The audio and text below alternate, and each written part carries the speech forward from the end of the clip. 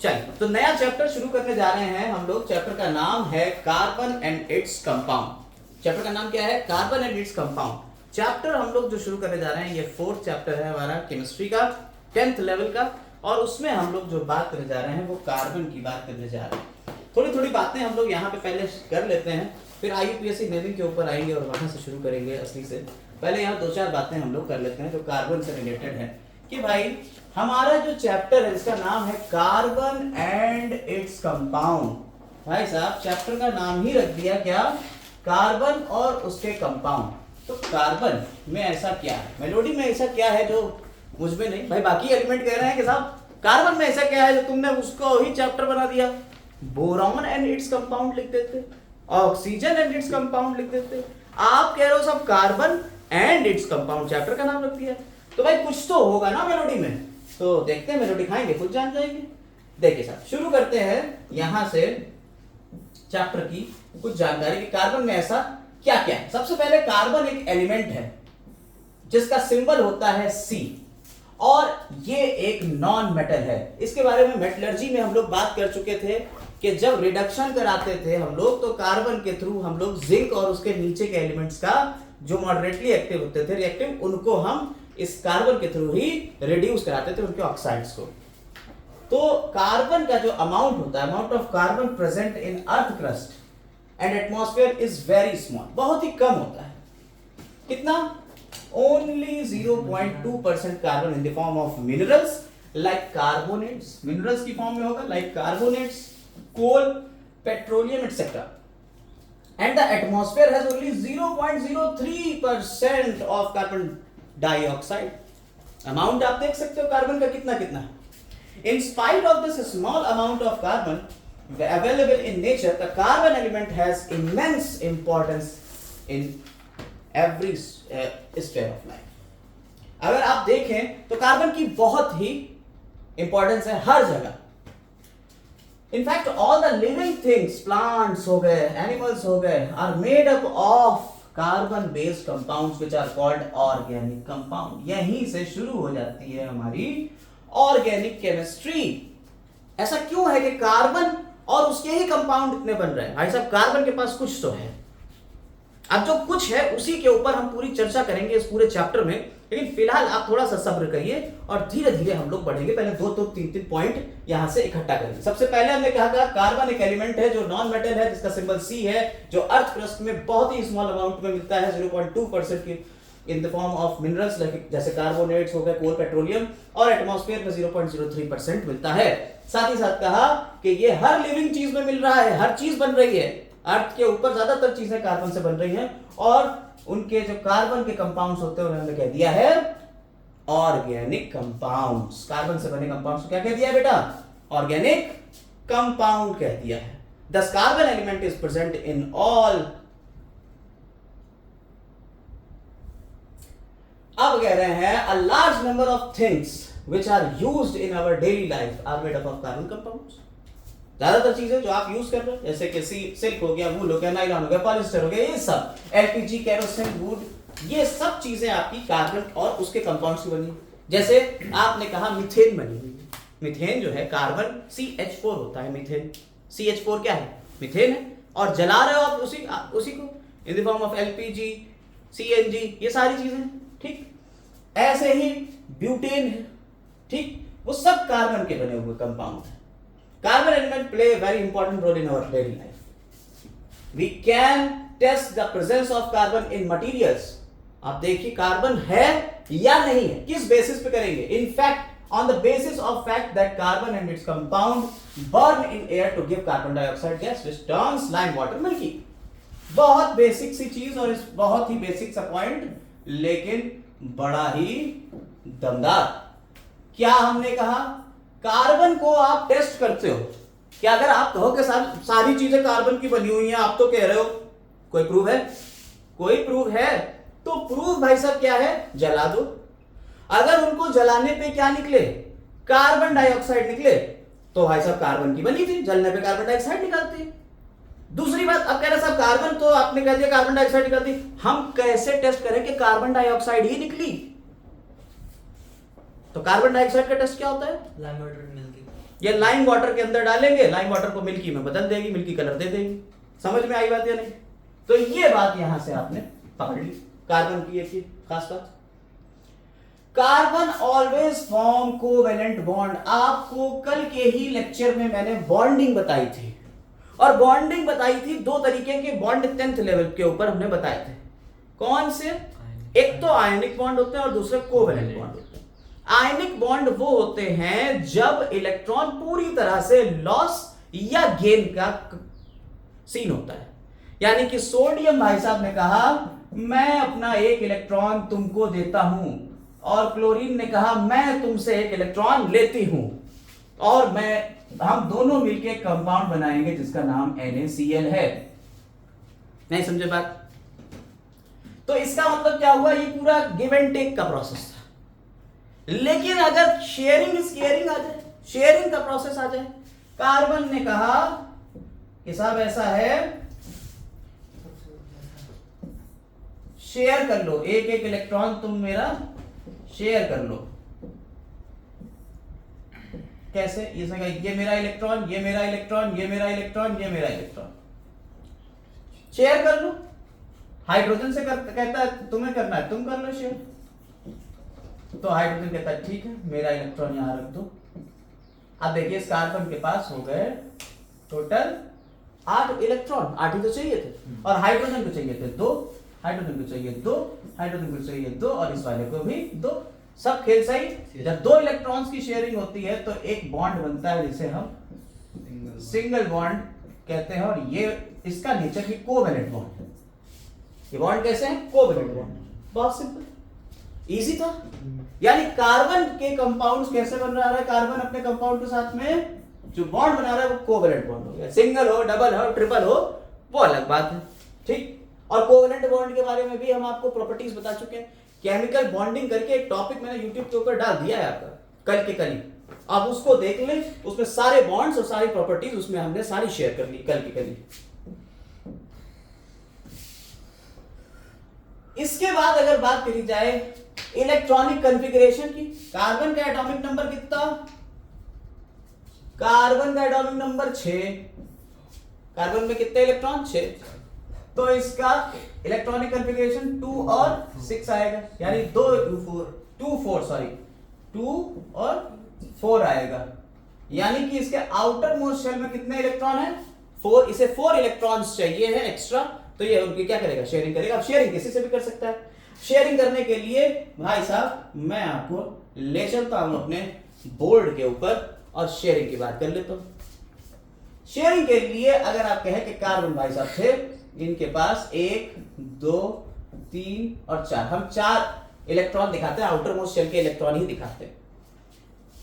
अब ये खाली बैठे हुए हैं, यानी कि हम मान लें इसके 4 हाथ है, 2 ऐसे हैं और 2 ऐसे, मान लो 4 हाथ लगे हुए इसके। ठीक, इसको हम इस तरह से दिखा देते हैं। चारों हाथ भरना है। ठीक, जिसे जिसे एक एक इलेक्ट्रॉन की जरूरत होगी, जैसे मान लो अगर हाइड्रोजन की जरूरत है तो हाइड्रोजन यहां आ जाएगा। ठीक है, दूसरे हाइड्रोजन की जरूरत थी, यहां आ गया। एक क्लोरीन है, क्लोरीन के पास 7 होते हैं इलेक्ट्रॉन।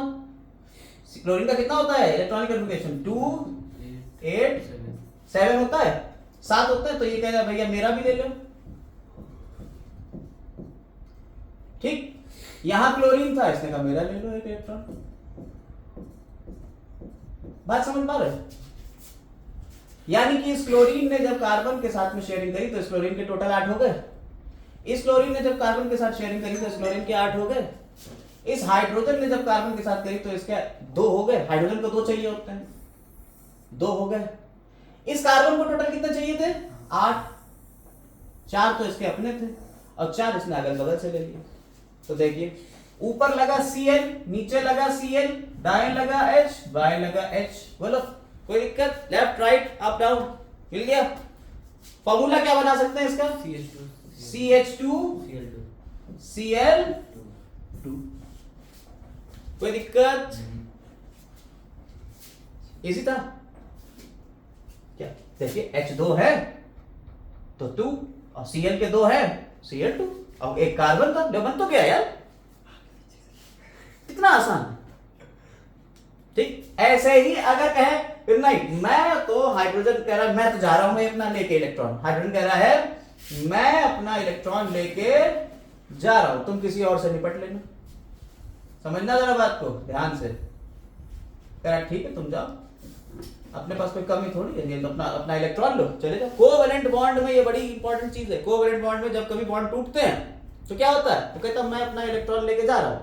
बॉन्ड जब टूटा अपना, अब ये फिर इसके पास एक हाथ खाली रह गया, इसके पास क्या हुआ, एक हाथ खाली रह गया, क्या करेगा, कहेगा ठीक है चलो कोई बात नहीं, एक क्लोरीन आएगा कहेगा साहब मैं तो खाली हूं अभी, एक मुझे लगा लो।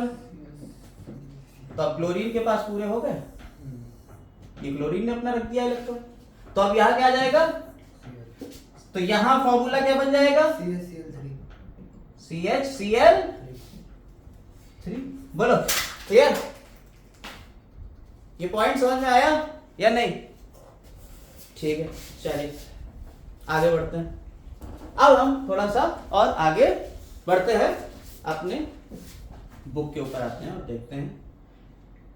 देखिए आप लोगों को अगर वीडियो का कॉन्सेप्ट चाहिए तो हमने यहाँ पे वीडियो डाली हुई है, केमिकल बॉन्डिंग वाली कोई वीडियो होगी, ये एलॉयस की है, ठीक है। एलॉय कौन कौन से होते हैं, बॉन्डिंग कौन कौन सी होती है, ठीक है, यहाँ पे आपको मिल जाएगा। ये मेरा चैनल है और चैनल में आपको सारी चीजें यहाँ पे देखने को मिल जाती है। आप मेरे चैनल के ऊपर जाके जो बॉन्डिंग का कॉन्सेप्ट है सारा यहाँ से समझ सकते हैं। जो केमिकल बॉन्डिंग है जो अभी कल हमने डाला है, ये केमिकल बॉन्डिंग कैसे बॉन्ड बनते हैं इसके ऊपर पूरी हमने वीडियो यहाँ पे डाली हुई है, आप उसको देख सकते हो कैसे बॉन्ड बनते हैं और क्या होता है, सब पूरा प्रोसेस यहाँ पे हमने समझाया हुआ है। आप यहाँ से बॉन्ड का फॉर्मेशन और सारी चीज़ों को यहाँ से देख सकते हो, इसलिए मैंने दूसरी वीडियो नहीं बनाई है। सारी चीज़ें इसमें बॉन्ड का कॉन्सेप्ट, कैसे बॉन्ड बन रहे हैं, कैसे क्या हो रहा है, हर एक चीज़ मैंने यहाँ पे दिखाई हुई, तो आप लोग यहाँ पे देख सकते हो कि सारे बॉन्ड कैसे कैसे बन रहे हैं।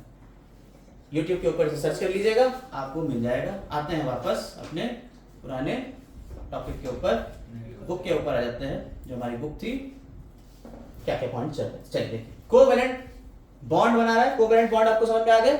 इसकी वैलेंसी कितनी है, 4 इलेक्ट्रॉन शेयर कर रहा है, तो वैलेंसी कितनी हो गई, 4। टेट्रावैलेंट होता है भाई साहब, यही इसकी खासियत है।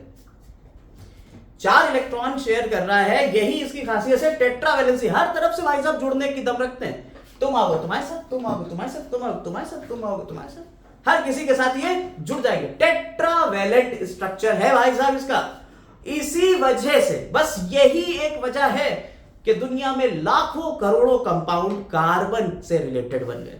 जब इतने ढेर सारे कार्बन ने कंपाउंड बना डाले भाई साहब, साइंटिस्ट पगला गए कि हमें एक नई ब्रांच ही खोलना पड़ जाएगी। कार्बन और उसके कंपाउंड्स की पूरी एक ब्रांच ही खोल दी, जिसका नाम रखा ऑर्गेनिक केमिस्ट्री। आप लोग 11th-12th में जब आओगे तो ऑर्गेनिक केमिस्ट्री पढ़ोगे अलग से, यानी उसमें कार्बन और उससे रिलेटेड कंपाउंड जितने भी बन रहे हैं सारे पढ़ेंगे, ठीक। अभी फिलहाल यहां पे बात कर लेते हैं कि कार्बन के पास कितनी वैलेंसी होती है, 4 वैलेंसी है कार्बन की, टेट्रावैलेंट है, और ये हम आपको दिखा चुके हैं। टेट्रावैलेंट का सिंबल ये है, ठीक है। बॉन्ड लाइन नोटेशन ये है, ये बॉन्ड लाइन नोटेशन हमने आपको दिखा दिया। सेल्फ कॉम्बिनेशन की प्रॉपर्टी कहलाती है कैटिनेशन। कार्बन दूसरों के साथ तो जुड़ ही रहा है कि क्लोरीन से जुड़ गया, हाइड्रोजन से जुड़ गया, लेकिन कार्बन चचा के पास एक बहुत बढ़िया चीज है, उनके पास एक बहुत बढ़िया गुण है, and that property is catenation. Carbon कहता है ऐसा है, कोई नहीं मिल रहा, कोई नहीं मिल रहा, क्या कोई नहीं मिल रहा यार, हमें जुड़ने के लिए कोई मिल ही नहीं रहा है, मेरे सारे हाथ खाली हैं, कह रहे सर ऐसा है, तुम कार्बन तुमसे ही जुड़ जाए। एक कार्बन दूसरे कार्बन से जुड़ जाएगा, कह रहे मेरे 2-3 हाथ खाली रह गए, कह रहे खाली रह गए, चलो देखे हाइड्रोजन को ढूंढे, कहीं हाइड्रोजन हो तो ले, हाइड्रोजन से जुड़ गए, ठीक। क्या बना, कंपाउंड का नाम क्या हो गया, C2H6। कितना सिंपल था, समझ गए, बहुत इजी था। कार्बन अपने आप से कंबाइन करना शुरू कर दिया। अब कैसा, मजा नहीं आया, मजा नहीं आ रहा है, लो भाई मोदी जी मजा देंगे तुम, देखो अब मजा क्या है, मजा देखो यहाँ, ये आया अगला कार्बन, अगले कार्बन से जुड़ गए, अगला अगले कार्बन से जुड़ गए, अगला अगले कार्बन से जुड़ गए, इधर कह रहे साहब इसमें भी मजा नहीं आ रहा, कह लो इस पे भी हम कार्बन चिपका देंगे, नहीं समझेगा, कार्बन हर तरफ चिपका देंगे। क्या साहब ये वाला हाइड्रोजन हटाओ, अरे हटा देंगे साहब, आप कहो तो साहब जान दे देंगे, है ना, तो क्या साहब जान दे देंगे, लो ये भी हर तरफ कार्बन कार्बन कार्बन लगाए पड़े हैं, यानी कार्बन अपने आप से जुड़ता चला जा रहा है, इस वजह से यहां पे पूरी एक चेन बनती चली जा रही है, बहुत लंबी चेन बन जाएगी। इस सेल्फ लिंकिंग प्रॉपर्टी को कहते हैं कैटिनेशन। क्या कहते हैं इसे? कैटिनेशन कहते हैं। क्लियर है ये बात? कोई दिक्कत? अब ये जो कह रहे साहब इसके भी तो 4 हाथ थे, इसके भी तो 4 हाथ थे, हाँ जो है उसके लिए हम अलग से अरेंजमेंट है, खाने का व्यवस्था है, आपकी पूरी व्यवस्था है, ये लीजिए व्यवस्था। ये बेशरम कौन? हाइड्रोजन, जहां कहीं कुछ ना मिले चिपका दो, हाइड्रोजन वैलेंसी पूरी करने आ जाते हैं, आ गए इस तरह से पूरे में हाइड्रोजन चिपका दो, वैलेंसी पूरी हो जाए। बोलो कोई दिक्कत? ध्यान से समझते रहना, एक एक पॉइंट समझते रहना, मजा आ जाएगा अभी पूरा। तो इस सेल्फ कॉम्बिनेशन प्रॉपर्टी को क्या कहते हैं हम? कैटिनेशन कहते हैं। सेल्फ कॉम्बिनेशन प्रॉपर्टी आपकी हो गई कैटिनेशन। इसको यहां पे लिखा हुआ है, the property of self combination of carbon atoms forming a large chain is useful us because it gives rise to extremely large number of carbon compounds. अभी आपको दिखा दिए, एक से जुड़ गया तो एक कंपाउंड, दूसरे जुड़ेगा दूसरा कंपाउंड, तीसरे जुड़ेगा तीसरा कंपाउंड, अलग अलग जुड़ता जाएगा, जितनी लंबी चेन उतने लंबे कंपाउंड अलग अलग। नहीं समझे? 4 कार्बन का कंपाउंड, 5 कार्बन का कंपाउंड, 6 कंपाउंड, 6 कार्बन का, ऐसे ही बढ़ते बढ़ते 1000 कार्बन का कंपाउंड बन सकते हैं।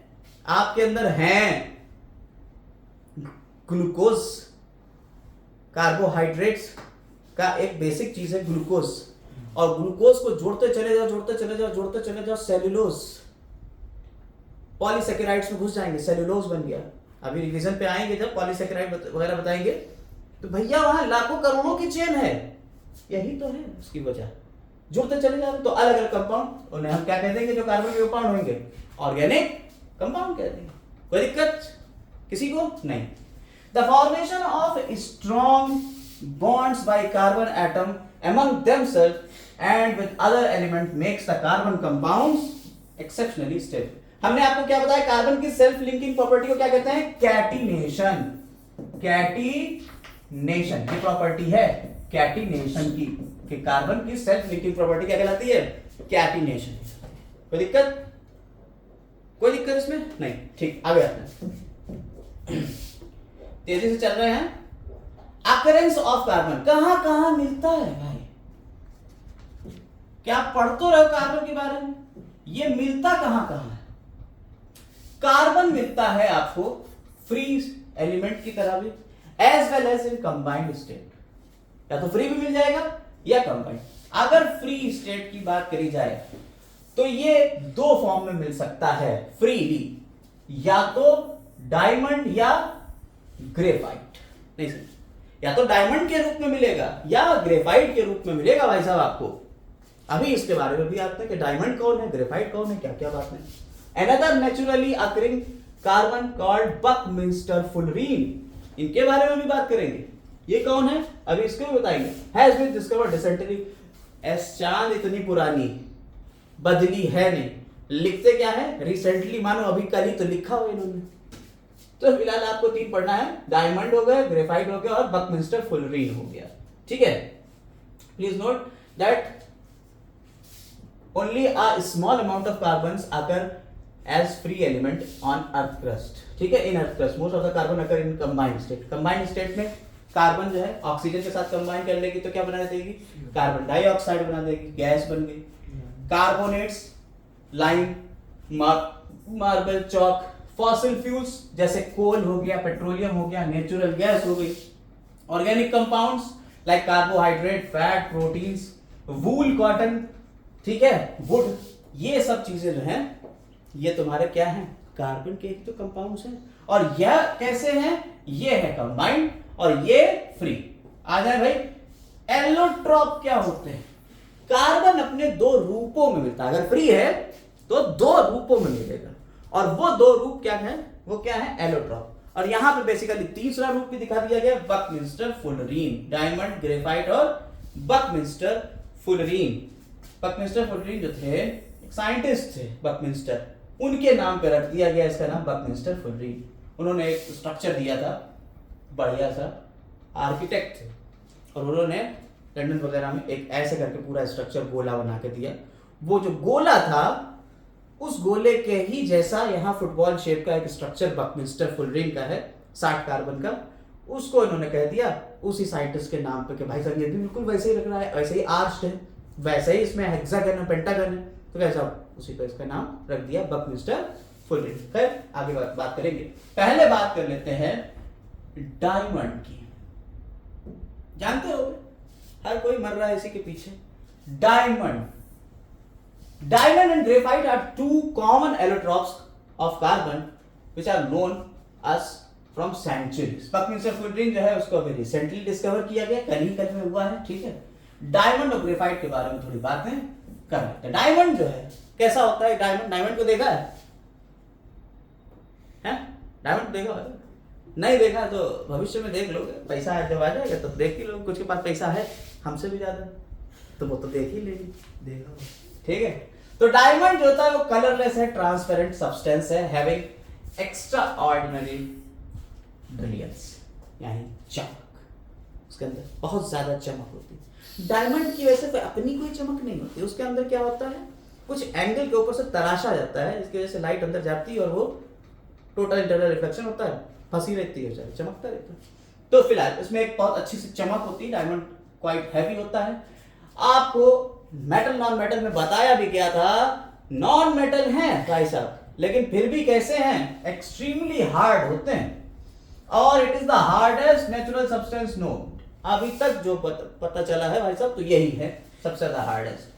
Diamond does not conduct electricity, भाई नॉन मेटल है तो कैसे करेगा, डायमंड भी बर्न होगा। आपको बताया कार्बन अगर है तो जलेगा, इसी के अंदर कार्बन है तो वो जलेगा, इसीलिए एक इंसान दूसरे से जलता है, क्योंकि उसके अंदर भी क्या है, कार्बन है, और यहां जलने पे क्या निकलेगी, carbon dioxide. If we burn तो इन ऑक्सीजन में अगर बर्न करेंगे कार्बन डाइऑक्साइड गैस निकलेगी, और कार्बन डाइऑक्साइड गैस जो है वही निकलेगी, क्योंकि प्योर कार्बन है, तो नीचे इसके पीछे कुछ नहीं छूट जाएगा, नथिंग लेफ्ट बिहाइंड, पीछे कुछ नहीं छोड़ जाएगी, सिर्फ और सिर्फ पूरा डायमंड जल के और कार्बन डाइऑक्साइड की फॉर्म में खत्म, पीछे कुछ नहीं, राख नहीं बचेगी इसकी। राख तो तब बचेगी जब कुछ और होए, कार्बन था उसने सबने कंबाइन कर लिया ऑक्सीजन से और भाग गए।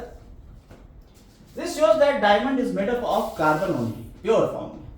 The carbon dioxide formed by burning diamond can turn diamond up, no doubt आपको पता है, ये एक टेस्ट होता है कार्बन डाइऑक्साइड का।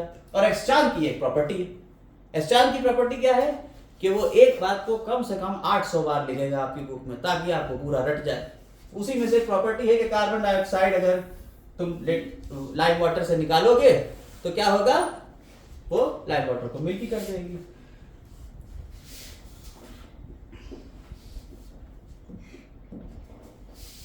ग्रेफाइट के बारे में देख लीजिए सब, अभी इनके बारे में पूरा डिटेल में डिस्कशन भी है आगे, पहले थोड़ा ग्रेफाइट इज ग्रेइश ब्लैक। आप लोगों ने जो पेंसिल का जो बीच वाले लिड होती है उसको यूज करा हो तो ग्रेफाइट की होती है, आपको पता चल गया कैसा होता है। Graphite is lighter than diamond, हल्की होती है। Graphite is soft and slippery to touch. Graphite conducts, देखिए स्लिपरी टू टच है, इस बात को याद रखिएगा। ग्रेफाइट को अगर आप पकड़ेंगे तो कैसी है वो, स्लिपरी टू टच है। अगर आप उसको छुइए तो आपको ऐसा लगेगा चिकना चिकना है। अपने हाथ पे अगर आप पेंसिल की वो लिड लीजिए और उसे रगड़िए तो अपने हाथ को आप फील करेंगे कि कैसी है, ये जो पेंसिल की लिड है ये क्या है, ग्रेफाइट। अगर आप इसको यहाँ पे ऐसे करके अगर हाथ के ऊपर रखे हुए तो क्या है, हाथ आपका थोड़ा चिकना चिकना फील होगा। क्यों, अभी इसका भी बता देना है, ग्रीस वगैरह बनाने में इसका यूज होता है ग्रेफाइट का, ठीक है।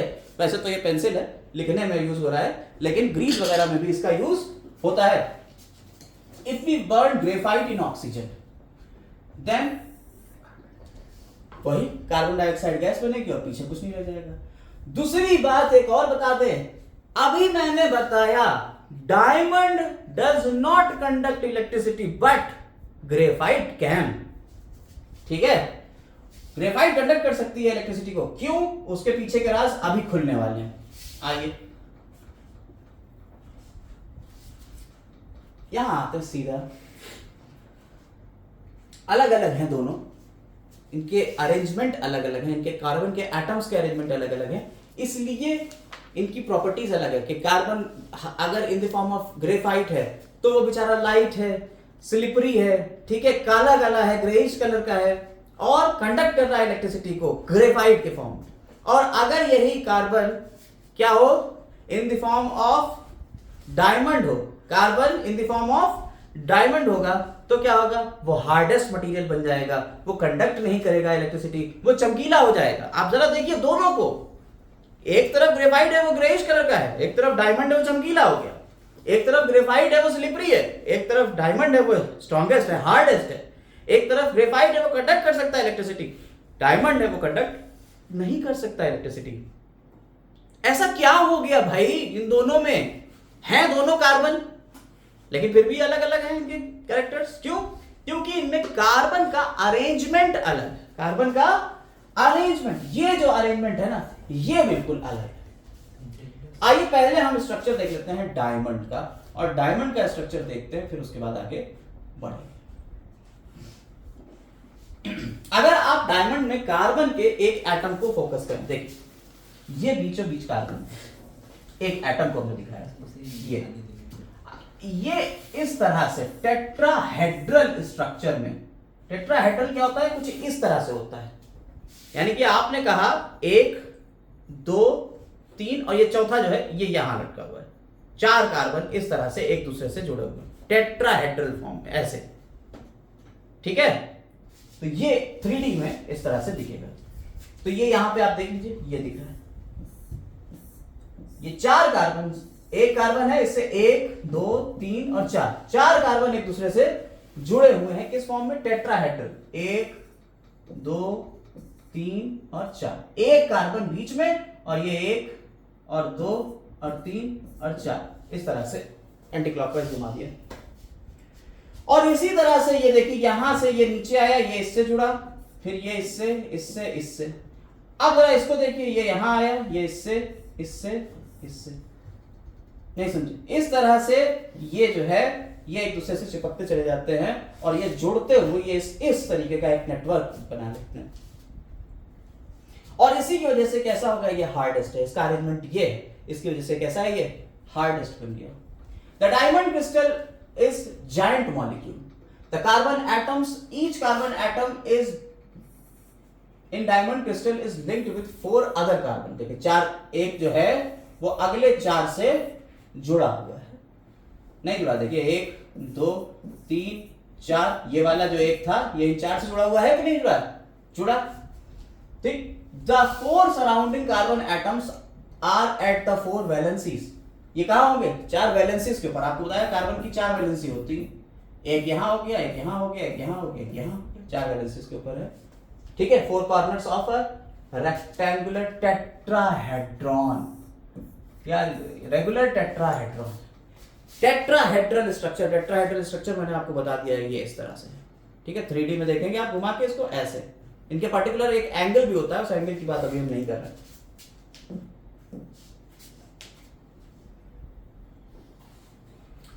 तो यहां पे अगर आप देखें, diamond crystal is therefore made up of carbon atoms which are powerfully bounded to one another by a network of covalent bonds. आप देखिए जरा कि ये जो डायमंड में कार्बन था, हर कार्बन एक नेटवर्क से बना हुआ है कोवेलेंट बॉन्ड के, ये यानी कि कोई भी आपको इलेक्ट्रॉन फ्री नहीं दिख रहा है। इधर वाला इलेक्ट्रॉन इसके साथ में साझा करे हुए यानी शेयर करे हुए, ये वाला इसके साथ में शेयरिंग करे, ये वाला इसके साथ में, और ये वाला इसके साथ में शेयरिंग करे हुए, 4 के 4 इलेक्ट्रॉन शेयर करे हुए, सब मस्त, बिल्कुल सब बिल्कुल सेट है structure, powerfully bounded. Due to this diamond structure is very rigid, इसलिए वेरी रिजिड है, बिल्कुल इधर उधर बिल्कुल बंधा हुआ है कि भाई हम हिल नहीं सकते।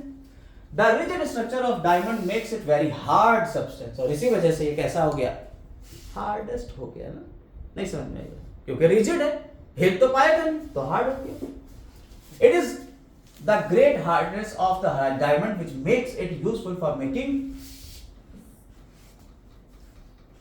Rock borer for drilling wells etcetera.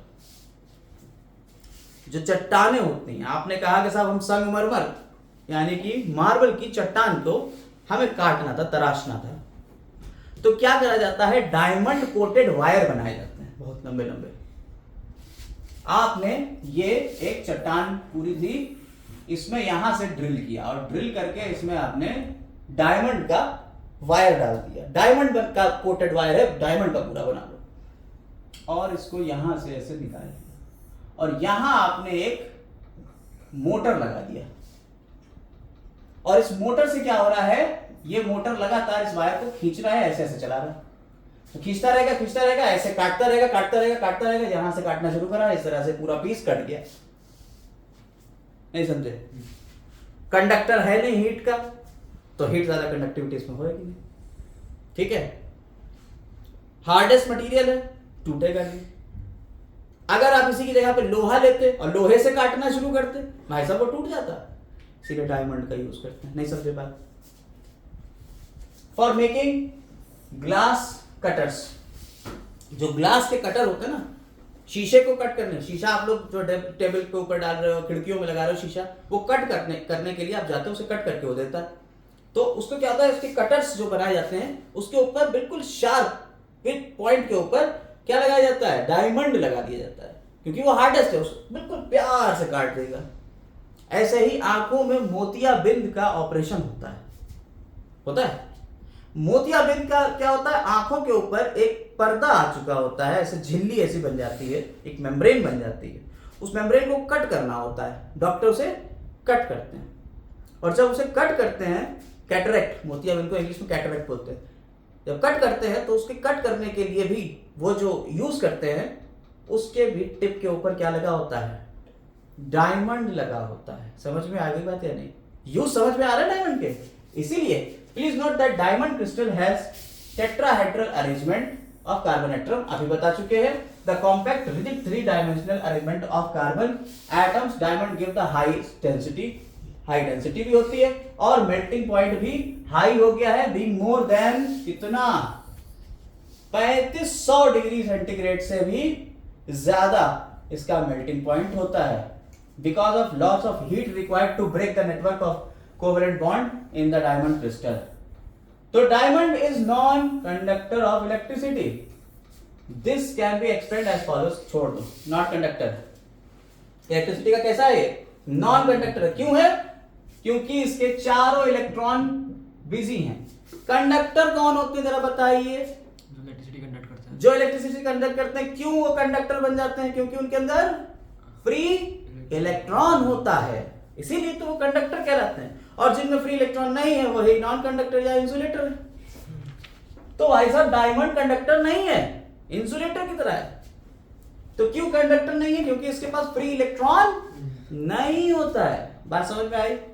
कोई दिक्कत? भाई चारों इलेक्ट्रॉन तो इसके बिजी हैं, फ्री कहां है? अगर फ्री होता तब तो वो कंडक्ट करता। तो इस वजह से आप कहते हो डायमंड क्या है, नॉन कंडक्टर है। यही एक्सप्लेनेशन है, explanation for we know that the ये वो पूरा। Since there is no free electrons in the diamond crystal it does not conduct electricity. बोलिए कोई दिक्कत? ठीक है, आगे बढ़ते हैं। अब आते हैं भाई साहब, डायमंड का पूरा ड्रामा खत्म, ग्रेफाइट के ऊपर आते हैं। ग्रेफाइट क्या है? ग्रेफाइट बाबा के लिए अगर आप बात करें तो भाई साहब इनका स्ट्रक्चर यहां आ रहा है, लेकिन फिर भी हम आपको यहां बताने जा रहे हैं। इनका स्ट्रक्चर कुछ इस तरीके से, इसमें 6 कार्बन की ऐसे एक रिंग है।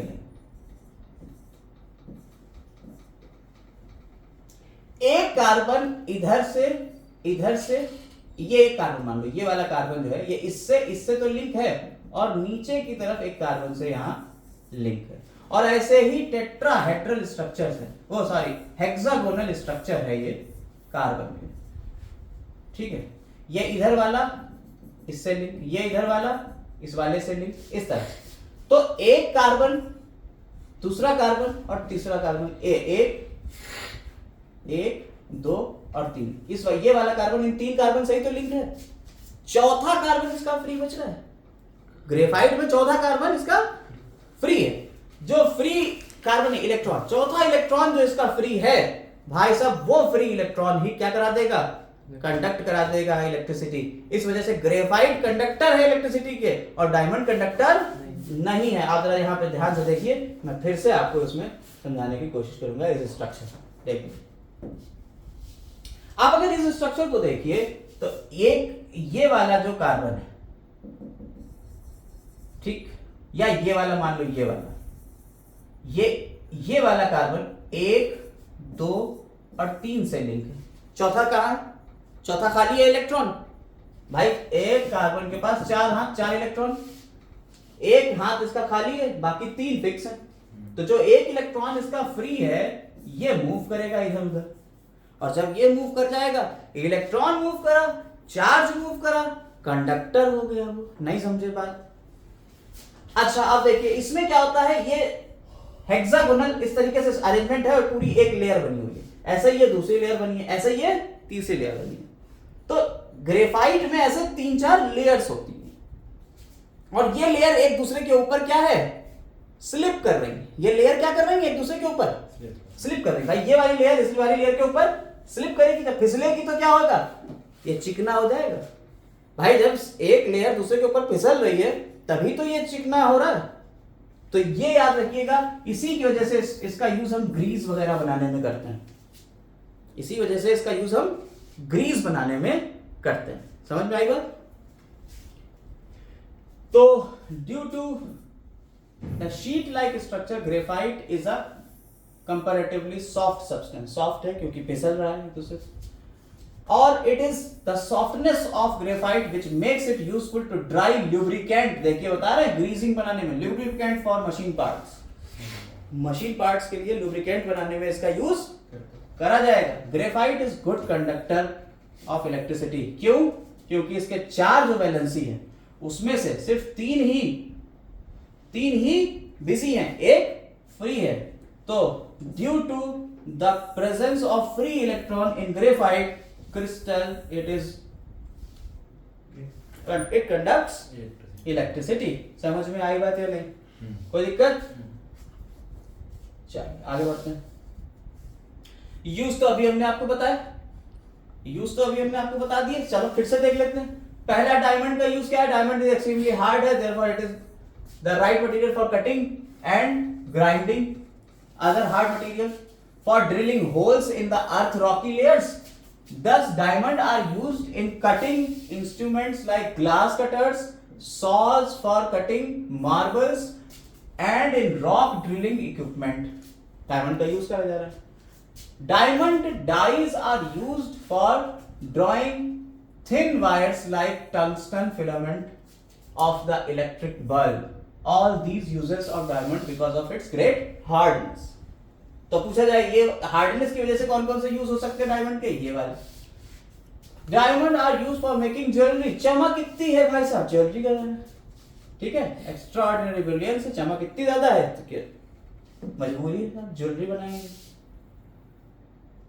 डायमंड शार्प एज, आपको बताया शार्प एज बनाएगा तभी तो हम इसका यूज कर सकते हैं eye surgeons to remove cataract. अभी बताया कैटरेक्ट, मोतियाबिंद को दूर करने में with a great precision. Diamonds are can also be made artificially. डायमंड को आर्टिफिशियली बनाया जा सकता है, can be made artificially by subjecting pure carbon to very high pressure and temperature. These are called synthetic diamonds. The synthetic diamonds are small but are otherwise indistinguishable from the natural diamonds. छोटे होते हैं बस, इसके अलावा कोई इसमें नहीं होते। यूज ऑफ ग्रेफाइट, ग्रेफाइट का यूज हमने आपको बताया अभी, ठीक। Graphite due to softness, powdered graphite is used as lubricant for the moving parts of machinery. Non volatile होता है, it can be used for lubricating दो machine parts which operate a very high temperature, lubricate करने में, ठीक। जहां आपका oily lubricants use नहीं हो सकते वहां ग्रेफाइट का यूज करेंगे। इसके अलावा graphite can be used as dark graphite powder mixed with petroleum jelly to form graphite grease. Graphite grease, graphite powder can also be mixed with lubricant oils, ठीक है। किसके पेट्रोलियम जेली के साथ में मिला दोगे तो क्या बन जाएगा, ग्रेफाइट ग्रीस बन जाएगा। और लुब्रिकेंट ऑयल्स की तरह के साथ में भी इसको मिलाया जा सकता है। कंडक्टर ऑफ इलेक्ट्रिसिटी है तो इसलिए इसका क्या करा जाता है, graphite is used for making carbon electrodes और graphite electrodes in dry cells and electric arcs. आप देखिए ये सेल के अंदर ये काले रंग का ये आपको दिखता है, सेल के अंदर दिखता है, ये जो सेल के अंदर काले रंग का आपको दिख रहा है ये क्या है, ये कार्बन का ही बना हुआ एक इलेक्ट्रोड है। ठीक, तो ये कार्बन का यूज इलेक्ट्रोड क्योंकि कंडक्टर। ठीक है, पेंसिल की लेड बन रही है, graphite does not melt easily, तो लुब्रिकेंट की तरह भी यूज हो रहा है। कोई दिक्कत इसमें? अब आ जाते हैं ग्रेफाइट के आखिरी यूज के ऊपर और बकमिंस्टर फुलरिन। पेंसिल्स की लेड बनाते हैं, ब्लैक पेंट्स में भी यूज कर लेते हैं। बकमिंस्टर फुलरिन, देखिए साहब आपको यहाँ पे दिख रहा है फुलरिन का स्ट्रक्चर। मैंने आपको बताया कि ये इस तरीके का आधा स्ट्रक्चर अगर आप देखें तो ये स्ट्रक्चर किसने बनाया था, बकमिंस्टर साहब ने बनाया था, और उस आर्किटेक्ट के नाम पे ही इसका नाम रख दिया गया है, क्या, बकमिंस्टर फुलरिन। समझ में आई बात? इसमें आप अगर देखें ये फुटबॉल लाइक स्ट्रक्चर, इसमें आपको पेंटागन मिल रहा है और आपको हेक्सागन मिल रहे हैं, पेंटागन और हेक्सागन मिल रहे हैं। और बकमिंस्टर फुलरिन कई फॉर्म में मिल सकता है, कार्बन के नंबर्स के ऊपर डिपेंड करता है। यहां 60 कार्बन का एक एटम मॉलिक्यूल बनाया गया है बकमिंस्टर फुलरिन। तो allotrope of carbon containing clusters of 60 carbon atom joined together to form a spherical molecule। एक spherical molecule बना रहे हैं 60 कार्बन एटम्स मिलके, और किस तरीके से, इस तरीके से मिल रहे हैं कि एक फुटबॉल शेप स्ट्रक्चर इनका बन रहा है। इसमें क्या होता है, ये एलोट्रॉप है कार्बन का, Buckminster fullerene is football shape spherical molecules in which 60 carbon atoms are arranged in interlocking hexagonal and pentagonal rings।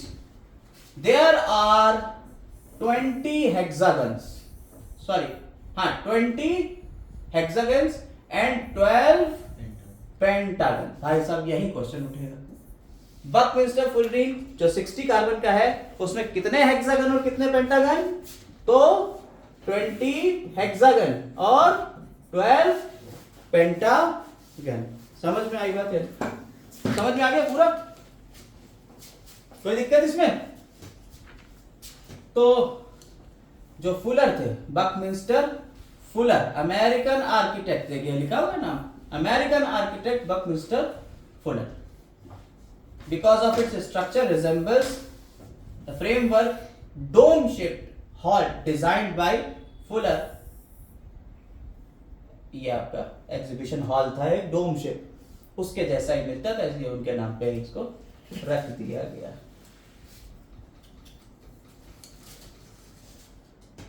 ये इसके बारे में थोड़ी जानकारी ले लीजिए बकमिंस्टर फुलरिन के बारे में।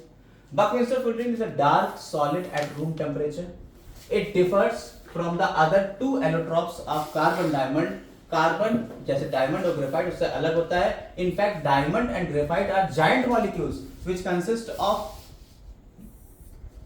अनएंडिंग नेटवर्क, बहुत सारा नेटवर्क। इसका एंडिंग वाला है नहीं, बट इसमें छोटा स्मॉल मॉलिक्यूल है, सिर्फ 60 कार्बन का ही, इसमें बहुत सारे कार्बन है, इसमें सिर्फ 60 कार्बन का है। Just like diamond and graphite, Buckminster fullerene also burn on heating.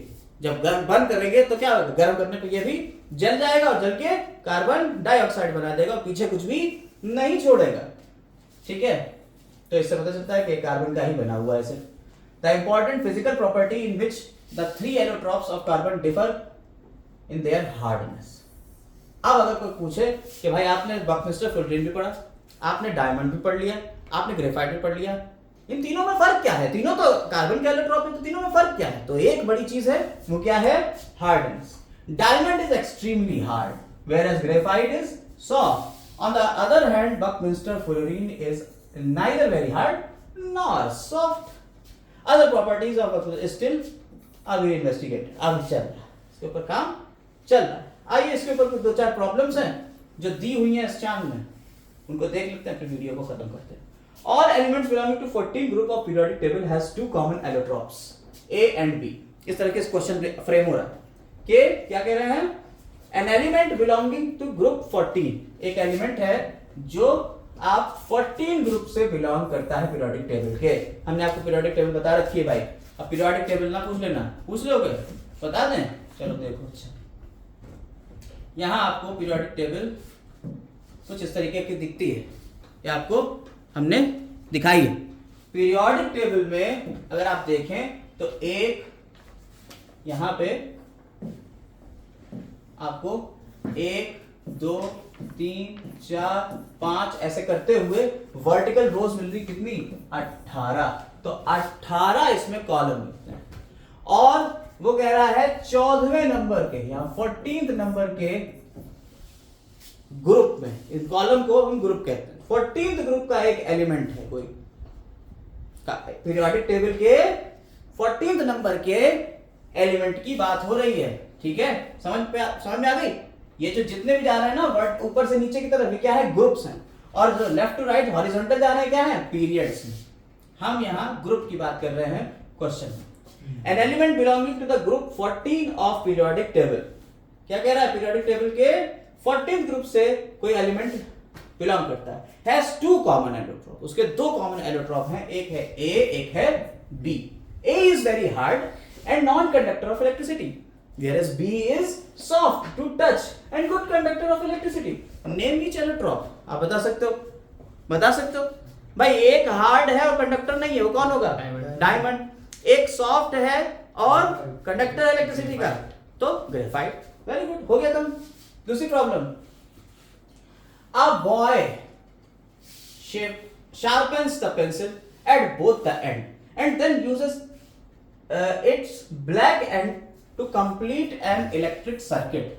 Will the current flow through the electric circuit? Give reason for your answer and name the black substance. क्या current flow होगा? एक लड़का है, उसने अपने pencil के दोनों and sharp कर लिए और कंडक्टर की तरह इसको यूज कर रहा है इलेक्ट्रिसिटी को कंडक्ट करने के लिए। क्या इससे इलेक्ट्रिसिटी कंडक्ट होगी? होगी। क्यों होगी? क्योंकि ये क्या है, ग्रेफाइट है। ठीक, और ग्रेफाइट में क्यों इलेक्ट्रिसिटी कंडक्ट होती है? क्योंकि इसके पास एक फ्री इलेक्ट्रॉन रहता है। Very good.